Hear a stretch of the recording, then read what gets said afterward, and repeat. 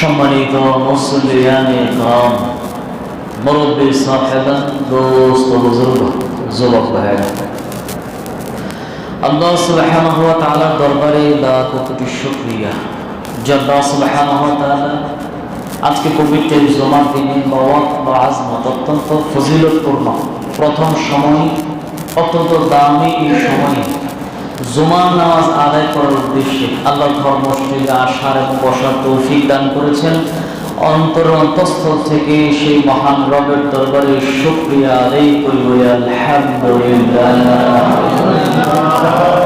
এখানে আসতে পেরে আপনারা খুশি না বেজার, কম না বেশি? উচ্ছ্বসিত কণ্ঠে খুব বড় ভালোবাসা নিয়ে যে মহান মনিব শুকরিয়া আদায় করার, আল্লাহর জিকির, আল্লাহর স্মরণে আসার তৌফিক দান করেছেন। আরেকটা বার গায়ের সমস্ত শক্তি দিয়ে বলেন তো আলহামদুলিল্লাহ। আল্লাহ আমাদেরকে কবুল করুন, সকল আমিন। গত জুমায় আমরা আলোচনা করতেছিলাম এই পবিত্র কোরআনের পরকালীন কিছু লাভ নিয়ে। যেহেতু প্রত্যেকটা মানুষ মরণশীল, এই দুনিয়ার থেকে আজ হোক, কাল হোক, আগে হোক, পরে হোক, যেতে হবে আমাদের সবাইকে। এই একটা বিষয়ের ব্যাপারে কারো কোনো কি নেই, কোনো বিতর্ক নেই। আস্তিক হোক, নাস্তিক হোক, যে কোনো ধর্মাবলম্বী হোক, এই পৃথিবীর মায়া ছেড়ে একদিন সকলকেই চলে যেতে হবে। সব স্বপ্ন, বাড়ি নির্মাণের কাজ ইত্যাদি সব কিছুই অপূর্ণ রেখে একদিন শূন্য হাতে চলে যেতে হবে। এটা নিয়ে কারো কোনো আপত্তি নাই এবং কোনো মত পার্থক্যও নাই, যেতে হবে। এই জন্য মুসলমানদের বিশ্বাস, এটা ঈমানের বিশ্বাস হলো যে এই দুনিয়ায় মুসলমানের সর্বশেষ নয়, এরপরে অনন্তকালের আরেকটা হায়াত, অনন্তকালের একটা জীবন তার সামনে, কি বলেন, নাই? অনন্তকালের একটা জীবন সামনে রয়েছে। এই জন্য এই দুনিয়াটা হলো পরীক্ষার স্থল এবং এই দুনিয়াটা নবীজি বলছেন এটা হলো আখিরাতের ফসল তোলার, এটা হলো ক্ষেত্রস্বরূপ। এই জন্য এখানকার সময়টাকে কাজে লাগিয়েই অনন্তকালের জান্নাতের ফ্ল্যাটের বাজেট এখান থেকে করে যেতে হবে। এই জন্য এর মধ্যে সবচেয়ে বড় ভূমিকা যেটা রাখে, পরকালে আপনার নাজাত, পরকালে আপনার শাফাআত, পরকালে আপনার মুক্তি ইত্যাদির জন্য পবিত্র কোরআন আল্লাহর দেওয়ার সবচেয়ে দামি নেয়ামত। তো এটা গেল পরকালীন বিষয়। এমন সব কল্যাণ আল্লাহ তাআলা এই কোরআনের মধ্যে নিহিত রেখেছেন। মানুষ যদি জানে, শিখে, বুঝে, সমাজে বাস্তবায়ন করে, পরিবারে বাস্তবায়ন করে, রাষ্ট্রে বাস্তবায়ন করে, এই সমাজ, এই পরিবার একটা সোনালী একটা সমাজে, একটা রাষ্ট্রে পরিণত হবে। সুবহানাল্লাহ। আজকে আমরা দুনিয়াবি কিছু ফায়দা, দুনিয়াবি কিছু লাভ, সারা কোরআনটাই দুনিয়াবি লাভ দিয়ে ভরপুর। সব তো আর আলোচনা করা যাবে না।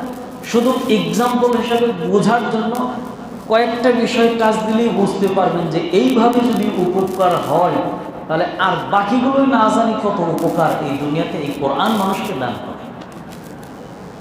এই কোরআন মানুষের জীবন ব্যবস্থা উভয় জাহানের জন্য, তার করণীয়, বর্জনীয়, কল্যাণ, অকল্যাণ ইত্যাদির ব্যাপারে এমন সব বর্ণনা খুলে খুলে বর্ণনা করছে যেগুলোর পরে আর অস্পষ্টতার কিছুই নেই। সুবহানাল্লাহ। আল্লাহ তাআলা পবিত্র কোরআন সূরা নাহল এর 89 নম্বর আয়াতে এই কথাটা আগে জানিয়েছে।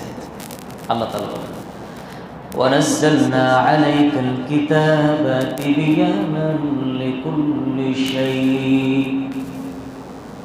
ও নবীজি, আমি আপনার উপর একটা এমন ঐশী বাণী নাজিল করেছি।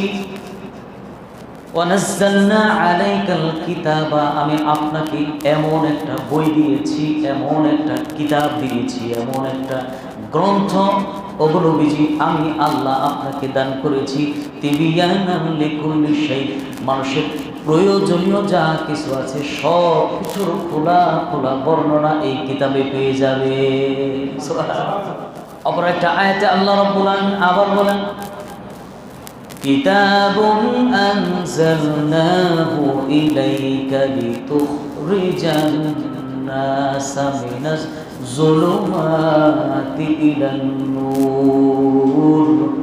আল্লাহ রাব্বুল আলামিন বলেন, ও নবীজি, কিতাবুন আনজালনাহু ইলাইকা, আমি আপনার উপর এমন একটা কিতাব নাজিল করেছি যে কিতাবের সবচেয়ে বড় কাজ হলো মানুষদেরকে অন্ধকার থেকে সরিয়ে নিয়ে আলোর মুখ দেখানো। সুবহানাল্লাহ। যে কিতাব মানুষকে কি দেখায় ভাই? অন্ধকার থেকে নিয়ে আলো দেখায়। অশিক্ষার অন্ধকার শিক্ষার মাধ্যমে আলো দেখায়।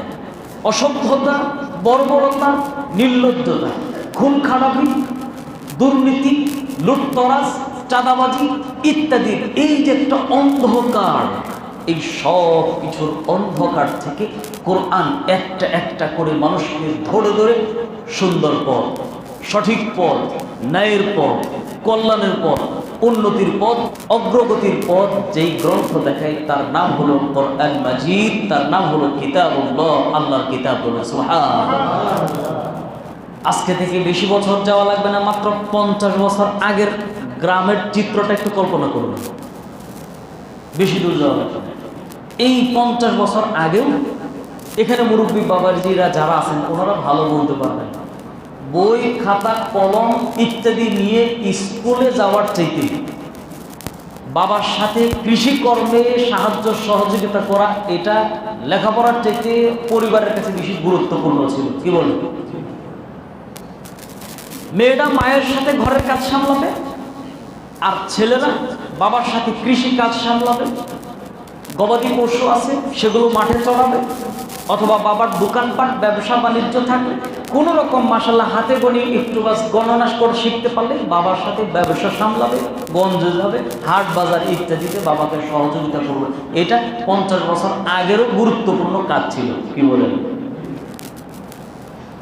শিক্ষা দীক্ষা নিয়ে অত বেশি মাথা ঘামানো অথবা এটা নিয়ে এত বেশি গুরুত্ব আরোপ করা, এই সভ্যতা এই 50 বছর 70-100 বছর আগেও খুব বেশি ছিল না। ছোটবেলায় বিভিন্ন ধরনের নাটিকা তৈরি করে শিক্ষা ব্যবস্থার গুরুত্ব বোঝানোর জন্য এরকম বিভিন্ন নাটক, সিনেমাও তৈরি হতো। ঠিক কিনা কথা বলুন? তাহলে এবার 1400 বছর আগের কথা একটু চিন্তা করেন যে ওই সময় তাহলে শিক্ষা ব্যবস্থা কি পরিমাণ বেহাল দশা ছিল। 50 বছর আগেই যদি শিক্ষার প্রতি মানুষের এত অনাগ্রহ থাকে, ওটার চেয়ে কাজ করাটা বেশি গুরুত্বপূর্ণ। ঠিক এমন একটা সময় ছিল, কেমন যেই সময়টাতে যেই বাবার অন্তত একাধিক সন্তান আছে, 8টা-10টা সন্তান, এই সন্তান বীর হবে, বাহাদুর হবে, গায়ের শক্তি, তাকে তীর চালানো, ঘোড়া চালানো ইত্যাদি প্রশিক্ষণ দিয়ে বাবার বাহুবলকে শক্তিশালী করাটা ছিল গুরুত্বপূর্ণ জিনিস। যেই বাবার একাধিক সন্তান আছে, এই বাবা এই এলাকার রাজত্ব করত। যার গায়ের শক্তি, পেশি বল, অর্থনৈতিক বল ইত্যাদি যার আছে, সেই পুরো এলাকার মধ্যে একটা ত্রাস সৃষ্টি করে রাখতো। এটা ছিল 1400 বছর আগের অবস্থা, যেখানে চুরি, ডাকাতি, ছিনতাই, অন্যায়, অপরাধ, জেনা, ব্যভিচার ইত্যাদি এই সব কিছু হলো নিত্যদিনের মানুষের প্রয়োজনীয় কর্ম। যার গায়ে যত শক্তি আছে, জোর যার মূল্য তার, এমন একটা সভ্যতা ছিল আজকে থেকে 1400 বছর আগে। কিন্তু বিশ্বনবী সাল্লাল্লাহু আলাইহি ওয়াসাল্লামের পর আল্লাহ যে কোরআন নাযিল করলেন, কারণ আল্লাহ রাব্বুল আলামিন যেহেতু এই পৃথিবীর স্রষ্টা, মানুষের কোন পথে কল্যাণ আর কোন পথে অকল্যাণ মানুষের চাইতে আল্লাহ সবচেয়ে বেশি জানেন। কি কাজেই গায়ের জোরে বাহুবলে খুব বেশি দিন রাজত্ব করা যায় না, তার বাস্তব প্রমাণ এই 5 আগস্ট এটা বিশ্ববাসী দেখেছে। ঠিক কিনা কথা বলুন? গায়ের জোরে দলশক্তি, অর্থনৈতিক শক্তি ইত্যাদির মাধ্যমে এই পৃথিবীতে আজীবন আদর্শ টিকিয়ে রাখা যায় না। টিকিয়ে রাখা যায় শিক্ষা, সভ্যতা, ন্যায়পরায়ণতা, ইনসাফ ইত্যাদির মাধ্যমে এই পৃথিবীতে মানুষ বেঁচে না থাকলেও 1000 বছর অমর হয়ে থাকা যায়। ঠিক কিনা কথা বলুন? তার বাস্তব একটা প্রমাণ ইব্রাহিম আলাইহিস সালাতু ওয়াস সালাম, তার বাস্তব একটা প্রমাণ আখির পয়গম্বর হযরত মুহাম্মদুর রাসূলুল্লাহ সাল্লাল্লাহু আলাইহি ওয়াসাল্লাম। একটা ছবি আছে, একটা মূর্তি আছে, একটা ভাস্কর্য পৃথিবীতে আছে, কিন্তু এরপরে ওই ইব্রাহিমকে নিয়ে, এরপরে বিশ্বনবী সাল্লাল্লাহু আলাইহি ওয়াসাল্লামকে নিয়ে কেউ যদি কোনো রকম নামাজ পড়ুক আর না পড়ুক, রোজা রাখুক আর না রাখুক, অন্তত টুপি মাথায় দেখ আর না দেখ, দাড়ি আছে আর না আছে, কিন্তু যখন আমার নবী বিশ্বনবীকে নিয়ে কেউ কোনো ধরনের ব্যঙ্গ বিদ্রুপ কটূক্তিমূলক কোনো কথা বলবে, হাজারটা যুবক ও নামাজ পড়ুক আর না পড়ুক জীবন দেওয়ার জন্য প্রস্তুত হয়ে আছে না নাই? এটা কি করে সম্ভব হয়েছে? বাহুবলে, শক্তি বলে, অর্থনৈতিক বলে, তরবারির জোর দিয়ে? কিসের মাধ্যম? আদর্শ, ন্যায়, নীতি, ইনসাফ, শিক্ষা। ঠিক 1400 বছর আগের সমাজ ব্যবস্থা যখন এইরকম, আল্লাহ রাব্বুল আলামিন তখন এই কোরআনের মাধ্যমে এই জাহালাতের অন্ধকার থেকে মানুষকে আলোর পথ দেখাতে চাইলেন।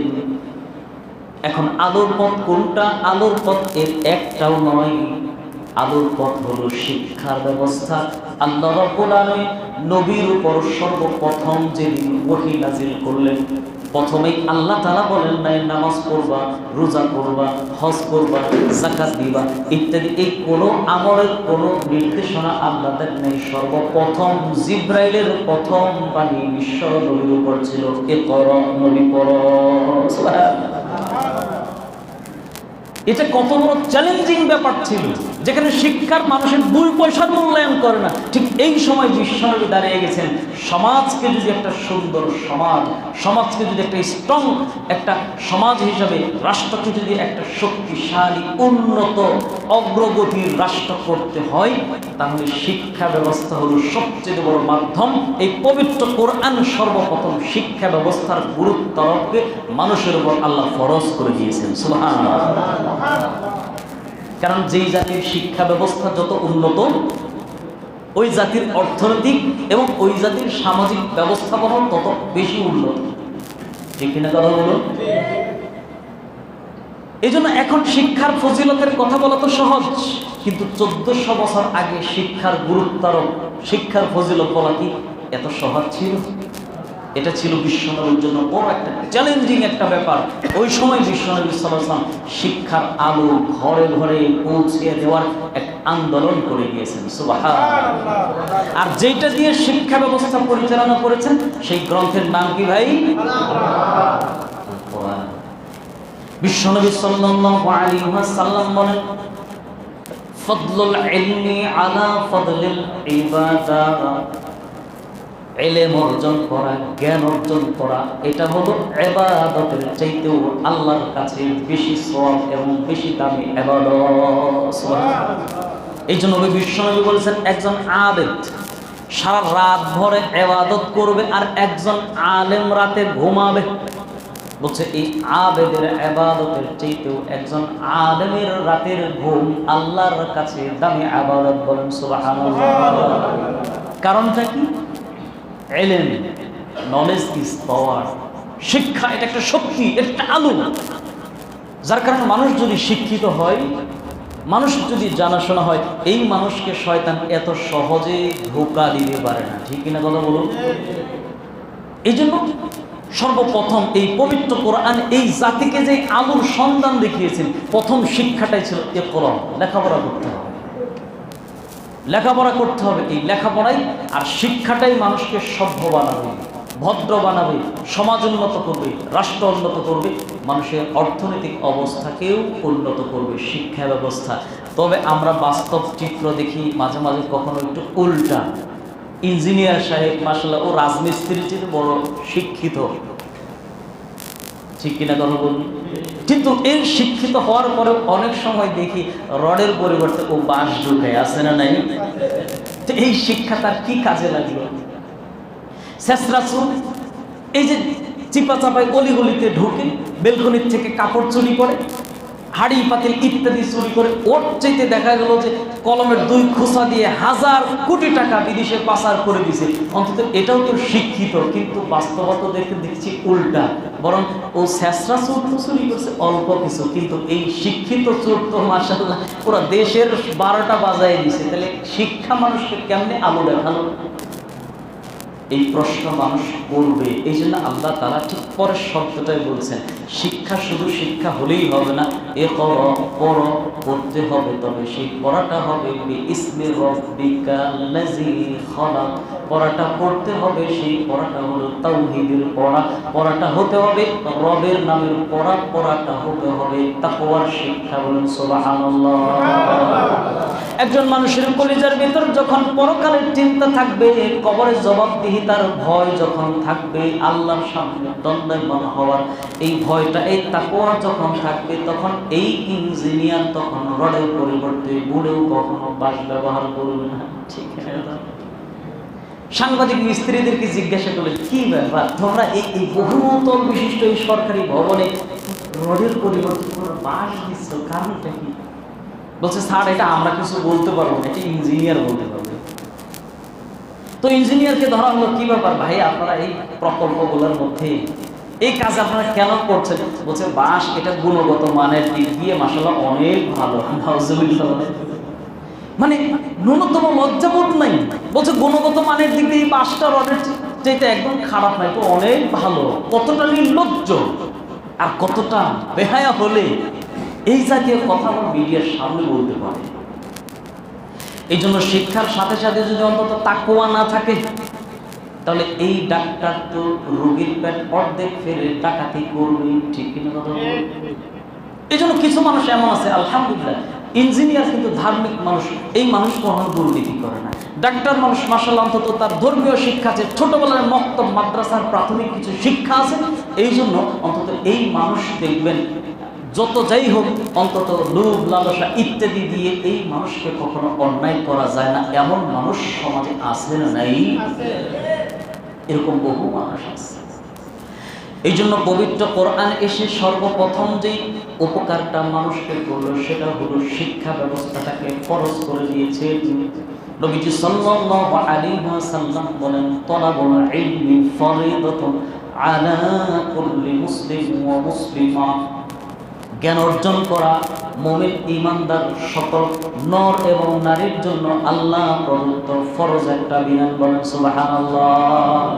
এই জন্য আপনার শিক্ষা অর্জন ইত্যাদির জন্য শ্রম, মেধা, অর্থ ইত্যাদি এই যত যা কিছু ব্যয় হবে সব আল্লাহর রাস্তায় নামাজ, রোজা, হজ, যাকাত ইত্যাদির মতো দামি একটা ফরজ ইবাদত পালন হবে। সুবহানাল্লাহ। 2 নম্বর, এই কোরআনের মাধ্যমে দুনিয়াতে কি লাভ হয়েছে?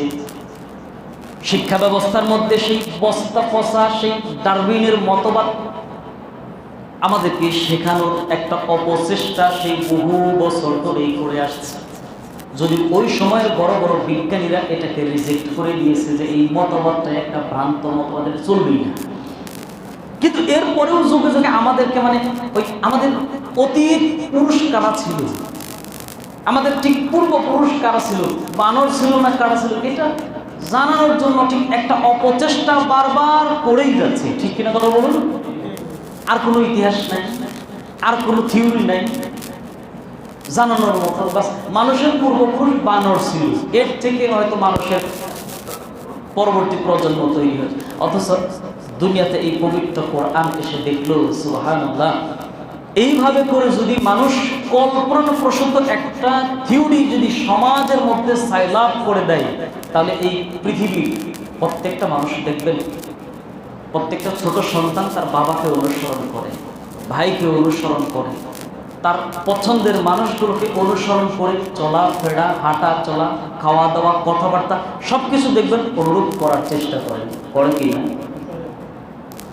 আমাদের এই মসজিদে ছোট ছোট মুসল্লি আছে, আরো অনেকদিন আগে বলেছিলাম, এই ছোট্ট একটা বাচ্চা আমি নামাজের পরে দেখলাম নির্ধারিত একটা জায়গায় ওই জুতা রাখে, তো আমি বললাম এখানে বক্স আছে, এই পাশে রাখতে পারো, বাইরে রাখতে পারো, ঠিক জুতাটা তুমি এখানেই রাখছো কেন? বলছে প্রত্যেক জুমার দিন আমার বাবার সাথে আমি আসি, আমার বাবাও এখানে জুতা রাখে, এই জন্য আমিও এখানে জুতা রাখি। আমি বললাম তুমি বক্সে রাখো, বলছে না আমার বাবা এখানে জুতা রাখে, আমিও এখানেই রাখি। সুবহানাল্লাহ। কারণ ও জানে যে যেহেতু বাবা এখানে জুতা রাখে, এই জায়গাটা হয়তো সেফ জায়গা বা এখানেই রাখতে হয়। আজকে বাবা আসেনি, বললাম যে তুমি অন্য জায়গায় রাখো, বলছো না আমার বাবা এখানে জুতা রাখে, আমি এখানেই রাখি। বোঝাতে চাইলাম অর্থাৎ ছোটরা বড়দের ফলোয়ার হয়। তো কাজটাই যদি মানুষের আদি পিতা যদি বানর হয়, তাহলে মানুষের এমনি তো বান্দরামির শেষ নাই, কি বলে? এমনি তো অদ্ভুত সব কাজ মানুষ করে। এর মধ্যে যদি সে জানে যে অন্তত তার পূর্বপুরুষ বানর ছিল, তাহলে সে চেষ্টা করবে তার পূর্বপুরুষের আদর্শকে নিজের ভেতর বাস্তবায়ন করার জন্য। বলেন না যে আমরা মুজিবের আদর্শে আদর্শবান, আমরা জিয়ার আদর্শে আদর্শবান, আমরা অমুকের সৈনিক, আমরা তমুকের সৈনিক। অর্থাৎ এরা তো অতীত হয়ে গেছে সে কতদিন আগে, এত বছর পরে এসে এই পরবর্তী জেনারেশন এসেও বলে যে আমরা তাদের আদর্শের সৈনিক। তো কাজতেই মানুষের পূর্বশরীরা যদি বানর হয়, তাহলে তা আমরাও চেষ্টা করব যে মাশাআল্লাহ আমাদের পূর্বশরী যারা আছে আমরা তাদের আদর্শে আদর্শবান হব। আর এই মেন্টালিটি যদি প্রত্যেকটা মানুষের ভেতরে যদি এই শিক্ষা ব্যবস্থার মাধ্যমে ঢুকিয়ে দেওয়া যায়, তাহলে এই সারা পৃথিবীতে ধরেন 700 কোটি মানুষ আছে, তাহলে এই পৃথিবীটা 700 কোটির এক বানরের আস্থাখানায় পরিণত হবে। ঠিক কিনা কথা বলুন? কোরআন এসে কত বড় উপকারটা করলো মানুষের। এই কোরআন শুধু পরকালীন উপকার নয়, দুনিয়াতে সবচেয়ে বড় একটা উপকার করেছে। কোরআনটা এসে মানুষকে প্রথমেই শিক্ষা দিয়েছে, এই মানুষ তোমার পূর্বসূরি কোনো বানর নয়, তোমার পূর্বসূরি কোনো শিম্পাঞ্জির জাত নয়, তোমরা মানব জাতি কোনো জন্তু জানোয়ার থেকে তোমাদের জন্ম হয় নাই, বরং এই পৃথিবীতে সর্বপ্রথম আশরাফুল মাখলুকাত আল্লাহর নিজ হাতে তৈরি করা একজন মানুষ, যাকে আল্লাহ তাআলা জান্নাতে তৈরি করে দিয়েছিলেন। শুধু সাধারণ আল্লাহর হাতে নির্মিত মানুষ নয়, বরং এই মানুষটা হলো আল্লাহর এই জমিনে আল্লাহর একজন প্রতিনিধি, যার মাধ্যমে আল্লাহ তার কথাগুলো এই সমাজে ছড়িয়েছেন। আল্লাহ তাআলা সর্বপ্রথম যাকে নবী হিসাবে আল্লাহ তাআলা নবুয়ত দান করে সম্মানিত করেছেন, তোমার বাবা এই আদি পুরুষ ছিল একজন সর্বপ্রথম আল্লাহর হাতে নির্মিত মানুষ এবং আল্লাহর মনোনীত একজন নবী। আর তোমাদের মানুষের বংশ প্রজন্ম হলো এই নবীর বংশ এবং প্রজন্ম, আওলাদে রাসূল। বলেন সুবহানাল্লাহ। এজন্য আমরা তো আওলাদে নবী, নবীর বংশধর। আমরা আদম আলাইহিস সালাম যদি আমাদের পূর্বসূরি হয়, হাওয়া আলাইহিস সালাম যদি মা হয়, আর তার থেকেই তো বংশ প্রজন্ম শুরু হয়েছে। এই হিসাবে তাহলে আমরা দাবি করতে পারি আমরা আওলাদে রাসূল, আমরা আওলাদের নবী, অর্থাৎ আমরাও নবীর বংশধর। ঠিক না? তাহলে কি বানরের প্রজন্ম, শিম্পাঞ্জির প্রজন্ম না? আমরা আওলাদে রাসূল, পৃথিবীর শ্রেষ্ঠ মানুষ। সুবহানাল্লাহ। আল্লাহ রাব্বুল আলামিন পবিত্র কোরআনের মধ্যে বললেন, ওয়ালাকাদ কাররামনা বানি আদম, আমি তো তোমাদেরকে শ্রেষ্ঠত্ব দান করেছি, আর তোমাদেরকে তো আমি আল্লাহ রাব্বুল আলামিন আদমের ঔরস থেকে তোমাদের বংশ বিস্তার করে দিয়েছি। এজন্য এটা হলো কোরআনের শিক্ষা। 2 নাম্বার হলো, 3 নাম্বার, কোরআনের এমন একটা সময় নাজিল হয়েছে যেই সমাজের মধ্যে নারীদের কোনো মূল্যায়ন ছিল না। নারী যদি কারো ঘরে জন্ম নিত, কোনো বাবার ঘরে একটা মেয়ের সন্তান হয়েছে, সমাজ সভ্যতা এমন ছিল যদি কেউ কন্যা সন্তান প্রসব করত, এই মানুষটা সমাজে মুখ দেখাতে পারত না। অর্থাৎ নারীদেরকে মনে করা তো এটা হলো যৌন দাসী, এর হলো ভোগের উপকরণ, ভোগের বস্তু। এমনকি পৃথিবীর অন্যান্য ধর্মীয় গ্রন্থগুলোকে নারী সম্পর্কে যে কুরুচিপূর্ণ বক্তব্য পেশ করেছে, সেটা এত জঘন্য এবং এত নীচ হতে পারে। আর এই অসভ্যতা বর্বরতাকে দূর করে দিয়ে, সমাজের নারী পুরুষের এই বৈষম্যকে দূর করে দিয়ে, এই সমাজে নারীদেরকে রানীর সিংহাসনে যে বসিয়ে দিয়েছে আল্লাহ রাব্বুল আলামিন যে কিতাবের মাধ্যমে, সেটা হলো পবিত্র কোরআন। আর না হয় 1400 বছর আগে যে নারীদের প্রতি বর্বরতা, অসভ্যতা, তাদের যে পরিমাণ ভোগের উপকরণ বানানো হয়েছিল, আজকে যদি এই পবিত্র কোরআন এসে এই আন্দোলন, নারী অধিকারের আন্দোলন যদি সমাজে বাস্তবায়ন না হতো, নারীরা আজও পর্যন্ত সমাজে নির্যাতিত, নিপীড়িত, নিগৃহীত, লাঞ্ছিত এবং অপমানিত হতো। ঠিক কিনা কথা বলুন?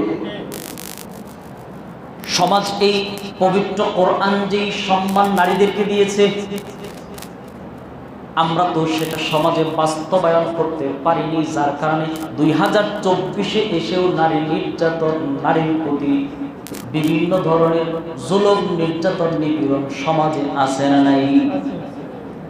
কখনো কখনো যৌতুকের দায়ে বিভিন্ন জায়গায় দেখা যায় গৃহবধূ মৃত্যুবরণ করছে, মেরে ফেলছে।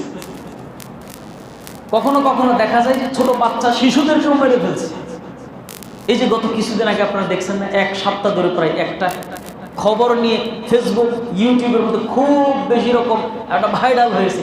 মুনতাহা, ছোট্ট একটা, কি সুন্দর চাঁদের টুকরার মতো একটা সুন্দর নিষ্পাপ একটা বাচ্চা মেয়ে, প্রতিবেশী গলা টিপে নির্মমভাবে হত্যা করে এই লাশটাকে আবার ইটের সাথে পেঁচিয়ে বাড়ির পেছনে ডুবা নালার মধ্যে ফেলে দিয়েছে। এক সপ্তাহ তার পরিবার খুঁজতে খুঁজতে হয়রান, পেরেশান, প্রশাসন সহ। এক সপ্তাহ পরে এই মুনতাহার পচা গলা লাশটা বাড়ির পেছনে ডুবার মধ্যে পাওয়া গেল। তদন্ত করে দেখা গেল যে আসলে ঘটনাটা কি। এই যে মেয়েটার প্রতি অমানবিক, এই এক মুনতাহা নয়, এরকম হাজারটা মুনতাহা প্রতিদিন, দৈনিক, সপ্তাহে, মাসে এরকম বলির শিকার হচ্ছে সমাজে। আছে না নাই কথা বলুন? এই এক মুনতাহা, এই অধিকার পবিত্র কোরআন দিয়েছে যে না না না, যদি এই কোরআনের আইন যদি সমাজে বাস্তবায়িত থাকতো, আর কিছু না, অন্তত বিচার ব্যবস্থার মধ্যে যদি কোরআনের দেওয়া এই বিচার ব্যবস্থা যদি স্ট্রং থাকতো, মজবুত থাকতো, এইরকম মুনতাহাদের কখনো জীবন দেওয়া লাগতো না। ঠিক কিনা কথা বলুন? ছোট বাচ্চা, 6 মাসের শিশু বাচ্চা পর্যন্ত নিরাপদ নয়, ধর্ষণের শিকার হয়েছে। 90 বছরের বৃদ্ধ নারীরা পর্যন্ত ধর্ষণের শিকার হয়েছে। বিশ্ববিদ্যালয়ের ক্যাম্পাসগুলো পরিদর্শন করতে গেছে, সেখানে স্বামীকে বেঁধে রেখে উপর্যবরী দল বেঁধে তাদের ধর্ষণ করা হয়েছে। এরকম ন্যাক্কারজনক, নির্লজ্জ ঘটনাও ঘটেছে। যদি একটা বিচার হতো, আল কতল বিল কতল, হত্যার পরিবর্তে হত্যা, ধর্ষণ, ইফটিজিং ইত্যাদির মাধ্যমে যদি বিবাহিত পুরুষ করে থাকে, ওরে গলা পর্যন্ত মাটিতে একেবারে গেড়ে হাজারো মানুষ জুমার নামাজের পরে মসজিদের বাহিরের চত্বরে পাথর মারতে মারতে মারতে মারতে এইভাবে করে নির্মমভাবে দুনিয়ার থেকে বিদায় করে দিবে। যদিও একটা দুইটা প্রাণকে হত্যা করা হচ্ছে, আর এটা যদিও দেখতে বাধ্যতা মনে হচ্ছে এটা বর্বরতা, এটা একটা অমানবিক বিচার, বলছে অমানবিক নয়, বরং একটা দুইটা কুলাঙ্গার দুষ্টদেরকে সমাজ থেকে এইভাবে করে নির্মমভাবে বিদায় করে দেওয়ার মাধ্যমে হাজার লাখো মানুষের জানের নিরাপত্তা রয়েছে। সুবহানাল্লাহ। আস-সারিকু ওয়াস-সারিকাতু ফাকতাউ আইদিয়াহুমা, চোর যদি মহামূল্যবান জিনিস যদি চুরি করে, ইসলামের বিচার হলো যদি বিচার ব্যবস্থার মাধ্যমে যদি প্রমাণিত হয় চোরের একটা হাত কেটে দাও, এরপরে যদি আবার চুরি করে তাহলে বিপরীত দিক থেকে আরেকটা পা কেটে দাও। আজকে নাস্তিক এবং কোরআন ইসলাম বিদ্বেষী যারা আছে ওরা বলে এটা হলো বর্বর, এটা একটা অমানবিক, এটা একটা বর্বর। কিন্তু যে আল্লাহ রাব্বুল আলামিন এই দুনিয়ার স্রষ্টা, আল্লাহ রাব্বুল আলামিন এই মানুষ সৃষ্টি করেছেন, কোন পথে মানুষের কল্যাণ অকল্যাণ এটা কি উনি ভালো জানেন না সমাজের মুসওয়ালা বুদ্ধিজীবীরা জানেন? একটা ধর্ষণের বিচার যদি শহীদ বরকত সরানিতে হয়, পাথর মেরে যদি তাকে হত্যা করে ফেলা হয়, নারীরা রাত নাই দিন নাই নির্বিঘ্নে স্বাধীনভাবে চলবে, কোনো পুরুষ অন্তত নিজের স্ত্রী ছাড়া পর নারীর দিকে চোখ তুলে তাকানোর দুঃসাহস করবে না। ঠিক কিনা কথা বলুন? এই শেষরা চোরদের বিচার না, যারা কলমের এক খোঁচায় যারা হাজার কোটি টাকা লোপাট করে দিয়েছে, এই সমস্ত চোরদের বিচার যদি ইসলামিক আইন দিয়ে যদি বিচার করা হতো, ওদেরকে হাজারো পিটাইয়াও দুর্নীতি আর চুরির মধ্যে পাওয়া যেত না। তার বাস্তব প্রমাণ হলো আফগানিস্তান। ঠিক কিনা কথা বলুন? সবচেয়ে বড় উপরের লেভেলের মন্ত্রী যারা একটা সাইকেল নিয়ে আর বার্মিস জুতো পায়ে দিয়ে ওরা অফিস করে, বছরকে বছর ধরে যুদ্ধ করতে করতে যুদ্ধ বিধ্বস্ত একটা দেশ কিভাবে উন্নতি করবে ও অর্থনৈতিক টেকনোলজি করবে, আল্লাহ রাব্বুল আলামিন রহমতের দরজা ওদের জন্য খুলে দিয়েছেন। সুবহানাল্লাহ, আল্লাহর ওয়াদা এটা। ওয়ালাউ আন্না আহলাল কুরা আমানু ওয়াত্তাকাউ লাফাতাহনা আলাইহিম বারাকাতিন মিনাস সামা। যদি জনপদের লোকেরা যদি ঈমান আনে, ওয়াত্তাকা তাকওয়া অবলম্বন করে, আমি আল্লাহ ওয়াদা দিয়েছি আমি ওদের জন্য আকাশ থেকে আল্লাহর রহমতের দরজা সব উন্মুক্ত করে দেব। ওদের দেশের সংসদ পরিচালনা করতে গেলে অনেক টাকা খরচ হয়, যার কারণে মন্ত্রিসভার সবাই মিলে চিন্তা করলো আপাতত আমাদের অর্থনীতি খুব দুর্বল, যার কারণে যতদিন পর্যন্ত আমরা স্বাবলম্বী না হচ্ছি অন্তত আনুষ্ঠানিকভাবে সংসদ ভবনের ভিতর কোনো অধিবেশন পরিচালনা হবে না। হবে কোথায়? বলছে রাজধানীর মধ্যে সবচেয়ে বড় মসজিদ, মসজিদের সামনে যে উন্মুক্ত চত্বর আছে, সমস্ত মন্ত্রীরা আমরা এখানে বসে যাব, আল্লাহর জমিনে খোলা আসমানের নিচে বাজেট যা পাশ করার মাশাআল্লাহ স্পিকারও বসবে এখানে, আর আমাদের ক্যাবিনেটের মন্ত্রীরাও এখানে বসবে, বাজেট পাস যা হওয়ার এখানেই হবে, খরচ বেঁচে যাবে। সুবহানাল্লাহ। ওদের দেশে আফিমের চাষ হতো, বিগত সরকার যে ছিল ব্যাপকভাবে আফিম, নেশা, মাদকতার চাষ হতো। আফগান বর্তমান সরকার আসার পরে বলছে যে না, এটা তো ধর্মীয় দৃষ্টিকোণ থেকে একটা নেশা, মাদকতা, এটা সমাজের জন্য ভাইরাস, পরিবারের জন্য ধ্বংস, ব্যক্তির জন্য এটা হলো একটা ধ্বংস। এই জন্য নেশা মাদকতার থেকে আমাদের বের হয়ে আসতে হবে। কি করব? বলছে এই আফিমের জায়গাগুলো থেকে আমরা ডালিমের চাষ করবো, আনারের চাষ করবো। সুবহানাল্লাহ। এরা এই নেশা আফিমের চাষ বাদ দিয়ে যখন ব্যাপকভাবে প্রচারণা চালিয়ে যখন ডালিমের চাষ করা শুরু করছে, আল্লাহ তাআলা এমন বরকত ঢেলে দিয়েছেন, এমন উন্নত মানের, এত ভালো মানের ডালিম আনারের ব্যবস্থা আল্লাহ করে দিয়েছেন যে এরা পামের কলা নামে তারা কোল্ড ড্রিঙ্কস বানিয়েছে। এই ডালিমের ডোজ দিয়ে অ্যানালাইসিস করে দেখা গেছে, ফরেনসিক ল্যাবে টেস্ট করে দেখা গেছে যে সারা বিশ্বের মধ্যে যে সফট ড্রিঙ্ক আছে, কোল্ড ড্রিঙ্ক আছে, কোমল পানীয় আছে, এর চেয়ে বেশি সুপ্রিয় এবং সবচেয়ে সুস্বাদু, মজাদার, স্বাস্থ্যের জন্য এত উপকারী যেটা এই আফগানিস্তান বানিয়েছে। পৃথিবীর অন্য কেউ আর এরকম উপকারী বানাইতে পারে না। সুবহানাল্লাহ। সবচেয়ে বড় চালান, সবচেয়ে বড় বাজেট যেটা ছিল, এটা সর্বপ্রথম ইউরোপ আমেরিকা এটা কিনে নিয়েছে। এইভাবে এরা ব্যবসা বাণিজ্য করে ওদের কাছ থেকে কামিয়ে নিয়েছে হাজার হাজার লক্ষ ডলার। সুবহানাল্লাহ। ডলারের দাম ছিল মাত্র অনেক বেশি, সেখান থেকে কমিয়ে আনতে আনতে মাশাআল্লাহ এখন একটা স্থিতিশীলতায় এরা এখন জাতিকে সুপার কার উপহার দিচ্ছে। এই জিক্সার সহ এই যে সুজুকির মতো বড় বড় যে সমস্ত দামি দামি ব্র্যান্ডের যে সমস্ত মোটরসাইকেল আবিষ্কার করছে, এদের সাথে পাল্লা দিয়ে এই তালিবানি মোল্লারা পর্যন্ত এরকম সুপার কার, দামি দামি এই সমস্ত উন্নত টেকনোলজির প্রদর্শনী আজকে সারা বিশ্বকে দেখাচ্ছে। এই জন্য আল্লাহর ওয়াদা এটা, আল্লাহর রহমত ঢেলে দিবেন। যেটা বলতেছিলাম ভাই, যদি অন্তত কোরআনের বিচার ব্যবস্থা দিয়ে যদি সমাজ পরিচালনা করা যেত, সমাজের মধ্যে ধর্ষণ করার দুঃসাহস কেউ কোনোদিন করতো না। কারণ জানে কোনো একটা নারীর প্রতি যদি অন্তত বাজে কোনো ধরনের মন্তব্য করি, কোনো ধরনের অকারণ ধরা পড়ে, একেবারে সাথে সাথে মৃত্যুদণ্ড দিবে, কাছ থেকে দরকার নেই। চুরি করলে হাত কেটে দিবে, প্রয়োজনে 3 দিন না খেয়ে থাকবো, যদি ধরা খাই তাইলে তো মহামূল্যবান হাত পা শেষ। এই জন্য না খেয়ে থাকতে রাজি আছে, কিন্তু অন্যের পরে থাকা জিনিসের মধ্যে হাত দেব না। ঠিক না? এই যে সৌদি আরবে আজান হয়ে গেলে মাশাআল্লাহ স্বর্ণের দোকান পর্যন্ত কোনো রকম শাটারটা নামে একটা কাপড় টাপড় দিয়ে বাস মাশাআল্লাহ চলেছে। আল্লাহ হেফাজত করবে। একটা দুইটা বিচ্ছিন্ন ঘটনা, সেটা একেবারেই কম, তুলনামূলক খুবই কম। আপনি দেখেন যদিও শতভাগ আইন সৌদিয়াতেও নাই, কিন্তু এরপরেও যে কয়েকটাই আছে আল্লাহর রহমত, অন্তত ধর্ষণ, চুরি ডাকাতি, ছিনতাই ইত্যাদি অকারেন্স অন্তত পৃথিবীর অন্য দেশগুলোর থেকে অনেকাংশ কম। এই জন্য যদি হত্যার বিচার যদি হত্যার মাধ্যমে ইসলামিক বিচার দিয়ে করা হতো, তাহলে মানুষ হত্যা করার আগে 3 বার চিন্তা ভাবনা করত। কারণ যদি কোনো কারণে যদি খালি ধরা খেয়ে যায় তাহলে তার উপায় নেই। আল্লাহ রাব্বুল আলামিন ঠিক জাতির জন্য বড় একটা উপকার করলেন।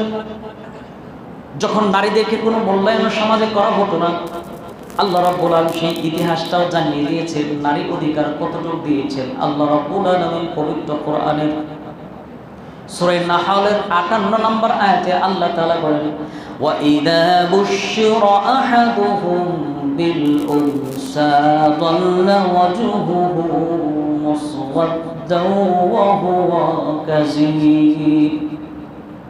ওয়া ইযা বুশিরা আহাদুহুম বিল উনসা, যখন কোনো মানুষকে এই সুসংবাদ দেওয়া হতো, ভাই তোমার তো একটা মেয়ে হয়েছে, জল্লা ওয়াজহুহু, মুহূর্তেই তার চেহারাটা কালো হয়ে যেত।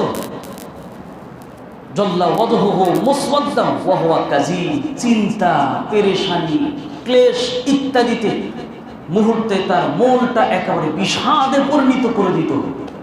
ফলে কি হতো?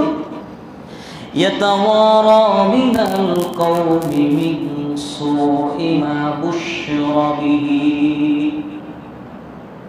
সমাজ ব্যবস্থাটা এমন ছিল, ইয়াতাওয়ারা মিনাল কওমি মিন সুই, এটাকে একটা পাপ মনে করতো, আমার ঘরে একটা মেয়ে সন্তান হয়েছে, সমাজে আমি কি করে মুখ দেখাবো, মানুষের সাথে আমি কিভাবে চলবো।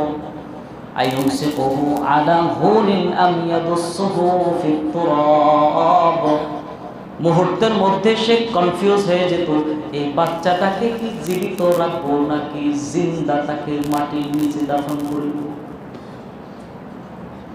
আল্লাহ রাব্বুল আলামিন বলেন, আলা সাআ মা ইয়াহকুমুন, তারা যেই সভ্যতা সমাজে লালন করত, এটা ছিল পৃথিবীর সবচেয়ে একটা নিকৃষ্ট, একটা বর্বরতা, একটা সভ্যতা।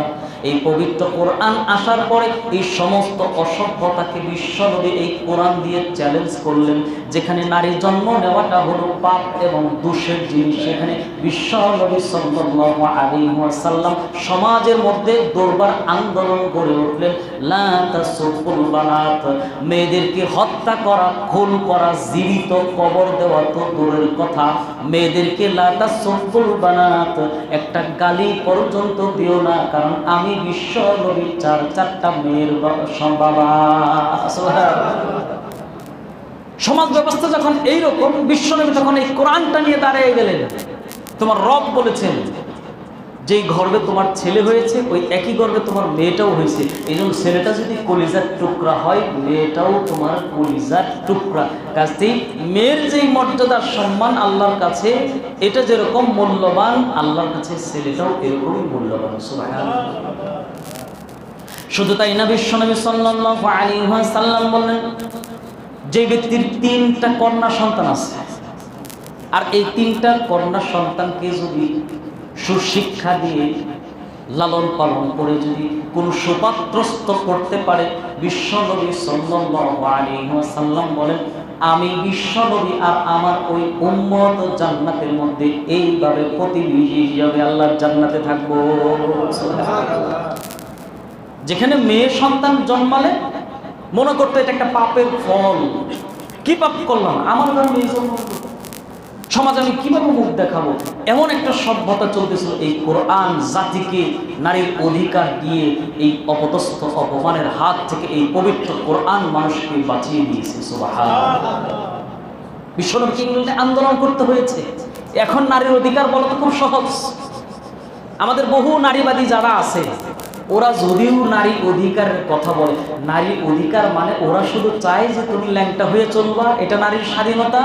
তুমি রাত বিরাত তুমি বিভিন্ন পার্কে, বিভিন্ন হোটেলে তুমি বয়ফ্রেন্ডের সাথে রাত কাটাবা, এটা স্বাধীনতা। উন্মুক্ত ময়দানে টিএসসির চত্বরে বসে তুমি বিড়ি খাবা, গাঁজা খাবা, মদ খাবা ইত্যাদি, এটা হলো নারীর স্বাধীনতা। আচ্ছা, এটা কি নারীর স্বাধীনতা, না এটাকে এর মাধ্যমে নারীকে আরো অপমান, অপদস্থ, ভোগের পণ্য করা হচ্ছে? এর মাধ্যমে নারীর সম্মান হতে পারে না। নারীর সম্মান কোরআন দিয়েছে, নারীর সম্মান আল্লাহ রাব্বুল আলামিন দিয়েছেন, নারীর সম্মান বিশ্বনবী দিয়েছেন, ইসলাম দিয়েছে।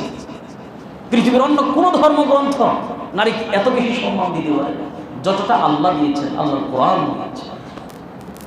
যেই ঘরের প্রথম সন্তানটা হয়েছে কন্যা সন্তান, বিশ্বনবী সাল্লাল্লাহু আলাইহি ওয়াসাল্লাম বলেন, ছেলের তুলনায় মেয়েটা একটু দুর্বল প্রকৃতির, এই জন্য একটা দুর্বলের ঘর থেকে যখন আরেকটা দুর্বল জন্ম নিয়েছে, আল্লাহ তাআলার রহমতের দরজা তখন ওই ঘরের মানুষের উপর খুলে দেয়। এই জন্য বিশ্বনবী বলছেন যেই ঘরের প্রথম সন্তান কন্যা সন্তান হয়, আল্লাহ রাব্বুল আলামিন আল্লাহ প্রদত্ত রহমত, বরকত, অর্থনৈতিক সচ্ছলতা আল্লাহ তাদের জন্য খুলে দেন। সুবহানাল্লাহ। মেয়েদেরকে সম্মান দেওয়া হয়েছে। এরপরে বিশ্বনবী সাল্লাল্লাহু আলাইহি ওয়াসাল্লাম আমলের মর্যাদাও দিয়েছে, অধিকার দিয়েছে। আমল করলে শুধু ছেলেদের আমল আল্লাহর কাছে বেশি গ্রহণযোগ্য, মেয়েরা করলে একটু কম। আল্লাহ তাআলা বলছেন না, নারী হোক পুরুষ হোক, যে কেউ যদি সৎকর্ম করে এটা সমান হারে আল্লাহর কাছে গ্রহণযোগ্য এবং সমমর্যাদা আল্লাহ তাদেরকে দান করবেন। আল্লাহ রাব্বুল আলামিন পবিত্র কোরআনের সূরাতুন নাহলের ৯৭ নম্বর আয়াতে বলেন, মান আমিলা সালিহাম মিন যাকারিন আও উনসা, মান আমিলা সালিহাম মিন যাকারিন আও উনসা ওয়া হুয়া মুমিনুন ফালানুহইয়ান্নাহু হায়াতান তাইয়্যিবা। এইজন্য এই কোরআনটা বহু সমাজ ব্যবস্থার অনেক কিছুর বিরুদ্ধে বহু আন্দোলন গড়ে তোলে। এই সমাজের মানুষকে মানবিক অধিকার দিয়েছে, শিক্ষার অধিকার দিয়েছে, শিক্ষাকে ইবাদত করেছে, নারীদের অধিকার দিয়েছে এবং আমলের অধিকার দিয়েছে ইত্যাদি। এরকম যদি খুলে খুলে আমরা বলতে থাকি তাহলে এরকম অনেক আয়াত বলা যাবে। এই জন্য এই পর্যন্ত যতটুকু আমরা আলোচনা করলাম, যেহেতু সময় স্বল্প, কোরআন নিয়ে এবং কোরআনের দুনিয়াবি ফায়দা ইত্যাদি নিয়ে, কাছে সেই কোরআন পড়া, বোঝা, সন্তানকে প্রাথমিক শিক্ষা দেওয়া অন্তত এটা আমাদের জন্য দরকার আছে না নাই? অন্তত ন্যূনতম প্রাথমিক শিক্ষাটা আপনার ছেলেকে আপনি ডক্টর বানান, ইঞ্জিনিয়ার বানান, ব্যারিস্টার বানান, যত উচ্চ শিক্ষা আছে আপনার সন্তানকে আপনি দেন, কিন্তু প্রাথমিক বীজটা আপনি কোরআন দিয়ে বপন করেন, প্রাথমিক শিক্ষাটা আপনি তাওহীদের শিক্ষা দিয়ে শুরু করেন। অন্তত আর যাই হোক, বড় হলে আপনার এই সন্তান নেশাখোর হবে না। ঠিক কিনা কথা বলুন?